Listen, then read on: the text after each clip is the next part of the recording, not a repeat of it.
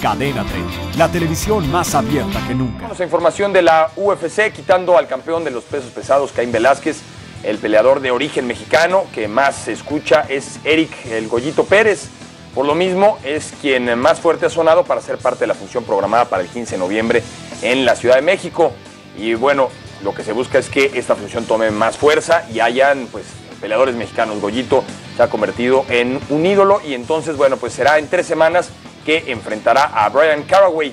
En Cadena 3 tuvimos la oportunidad de platicar con el rival de Pérez y esto fue lo que nos comentó. Well, I think everybody would agree that Goyito's weakness is probably wrestling. They don't have a strong wrestling program, in Mexico. And, I would say that's probably his weakness is his wrestling game. Although he's a very well-rounded MMA fighter, I expect him to be, ready and sharp. I expect the best Goyito. I expect him to be training his wrestling, his takedown defense, even his takedown offense. I expect a tough fight. I'm not sure what his game plan is, but my game plan is to go out there and win. Go out there and push the pace and beat him up and get the victory.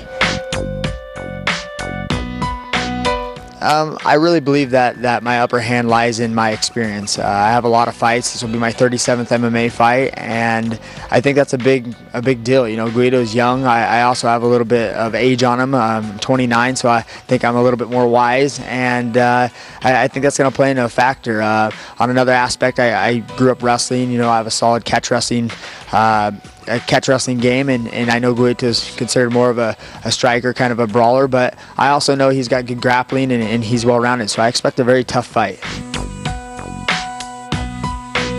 When I found out I was fighting Goyito, I was super excited, but when I found out he's fighting him in Albuquerque, New Mexico, I was a little bit bummed. I was like, oh, that's his hometown. I fought Takemi Mizugaki in Japan. I thought I won that fight, and I lost a split decision, but I learned from that. I learned that when you're fighting somebody in their hometown and they're a favorite, that you have to fight all 3 rounds, bell to bell, 100% as hard as you can, and make sure I dominate the rounds, if not finish him.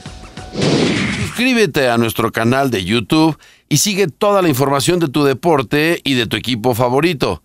Empieza ahora dándole clic a estos videos.